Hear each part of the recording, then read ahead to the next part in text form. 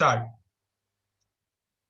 Hello, everyone. I welcome you all to Popcorn Review. This is a podcast channel. Today, I, Dhruv Solanki, the host, and Nihar Patel is going to review the movie The Shawshank Redemption.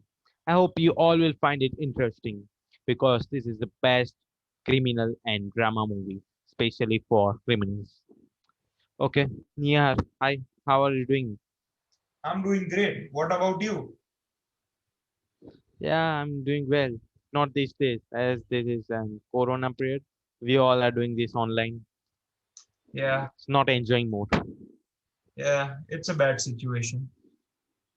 Yes, I hope this all will become better.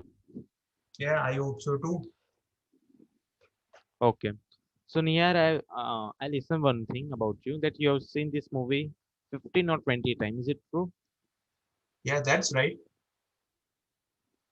So you will have much more knowledge I about this movie. I sure do. Okay. So let's jump into it. So what's the theme of the movie, Nihar? Well, now see, the movie is centered around a banker, a hotshot banker who is on top of his field.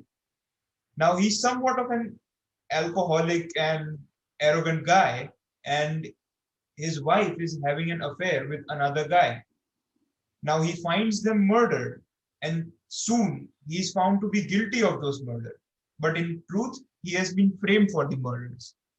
And then he's sent to the Shawshank prison to spend his life sentence. Okay. So Nihar, what's the genre or the classification does it fit?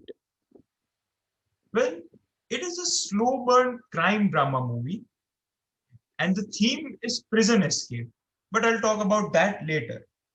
It is a classic with several awards and nominations throughout the world, but it hasn't won a single Academy Award.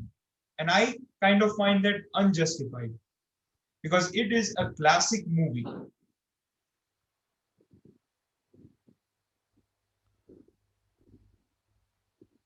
Okay. So Nihar, you have seen this movie for 15 or 20 times. So you should have knowledge that who has written this movie, who has directed, and who has acted in it. Yeah, that's right.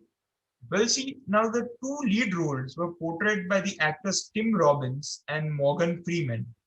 Tim Robbins is the banker that I mentioned earlier, who is framed for the murder of his wife and the guy she's having an affair with.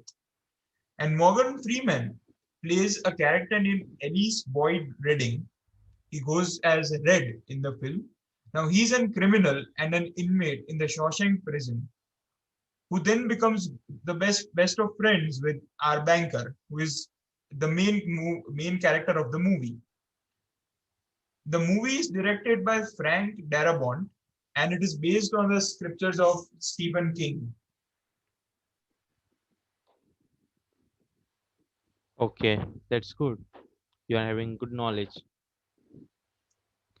So Nihar, who are the main characters in this movie? Well, the main characters of the movie are the banker, that is Andy Dufresne, his prison buddy, Elise Boyd Redding. Then there is the Warden Norton, who is a crooked guy who wants to skimp on his taxes and runs the Shawshank prison. And then there is the head prison guard, Boggs Diamond. And then there are several other inmates in the Shawshank prison, some enemies to our main character, some who are friends with him. Okay. So you've seen this movie so many times. So what you like special in this movie or anything you dislike, you've seen so many times. So you will have good knowledge. What you like, what you dislike, and why. Well, the storyline is just amazing. It keeps on raveling slowly and slowly into new parts, and it heads in a single direction with proper meaning without deviating from the actual path. Now, the movie is about a guy framed for murder and sentenced into prison. The movie, as I mentioned earlier, is a slow burn film. So as it goes along, the lead character Andy Dufresne, the banker, adjusts to his life in prison, makes friends, feels grief, befriends the warden and guards, which is interesting since he is a banker. He makes friends with them by doing their taxes, helping them save money, and also faces the problems a guy would face in prison.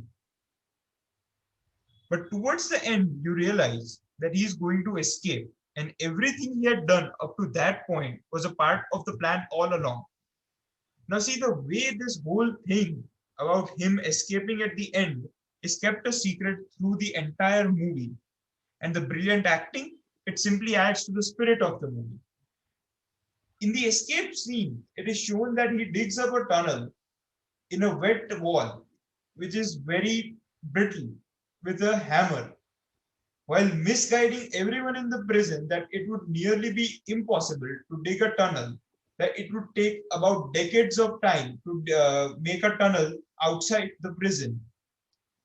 But he manages it because he has found out that the wall is quite loose, and at the end escapes, and he uses the fake identity of the prison guard who he was helping in saving taxes. Now, another aspect of the movie that I later found out simply bedazzled me. In a scene of the movie, it is shown that one of the inmates, Brooks, who was released on parole, was very unhappy about it. It is because he had spent 50 years of his life in that prison and now didn't want to spend any life outside because he had simply embraced his prison life. But he was released anyway. Now, since he didn't want to be released, he later went on to kill himself because he couldn't take the life outside prison. Now, in the scene when he's released from the Shawshank prison, you can see that the shot is taken from inside the prison. So when Brooks exits the gate of the prison, the gates close on him, indicating he's still trapped, but now in his freedom. Similarly, the character Elise Boyd Redding, also known as Red, is later released in the film on parole. Now he has long been yearning for his freedom, and he's just simply happy to be free. Now, as you observe in the shot where he's being released, the shot is taken from outside the prison, and you can see that the gate of the prison is closing behind him, symbolizing that he is now free. Now, these contrasting scenes where a person is unhappy to leave and happy to leave, shown by such symbolism, simply by changing the position of from where the shot was taken, is just mesmerizing and amazing for me.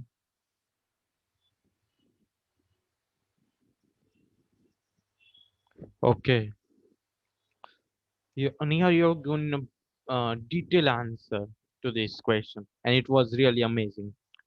You are giving two good answers. So, Nihar, who was the intended audience for this movie? Well, like I have been mentioning earlier in my talk about it being a slow burn movie, it has a duration of 3 hours and a slowly unraveling storyline. So it would require a very patient audience, an audience who admires fine acting and has a little acceptance of a taste of dark scenes. What means this dark scene? Can you give some brief idea about that? Well, see, dark scenes are scenes that we know about, the scenes that we don't want to picture in our heads. Let's say, for instance, murdering someone. Now, we know it happens all around the world, but we don't want to picture it. And when it's displayed in a film, we can relate to it because that is what happens in reality, but we really don't want to see it. But sometimes movies show dark scenes to make the picture more realistic and believable. For an instance, in the movie, the jailer wanted a man to stay in the prison, and he knew, the other inmate knew, that the banker was framed and was willing to testify so he could be released. But see, now the banker was doing taxes for the jailer and was cooking the books for him.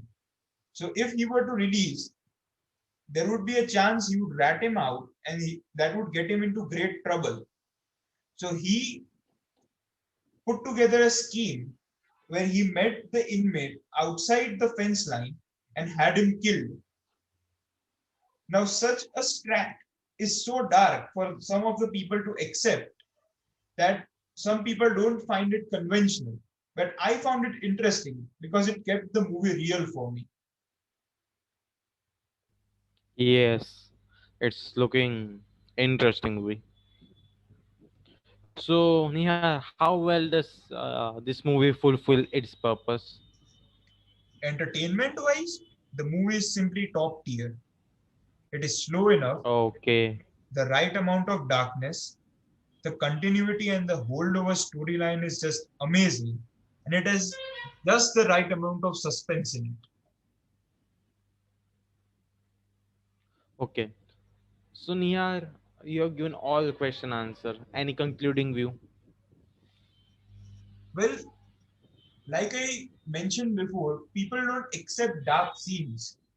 But I'd say even if you don't accept them, you should once watch this film because it is simply a masterpiece. The dark scenes, I promise you, might terrorize you at the moment, but will keep the movie so real for you that you would just want to keep watching it again and again. Okay. So, Nihar, thank you so much for joining with us today. You have given your best time to us. And thank you everyone for listening to our review movie. And Thank you. stay tuned for our next movie review. Thank you.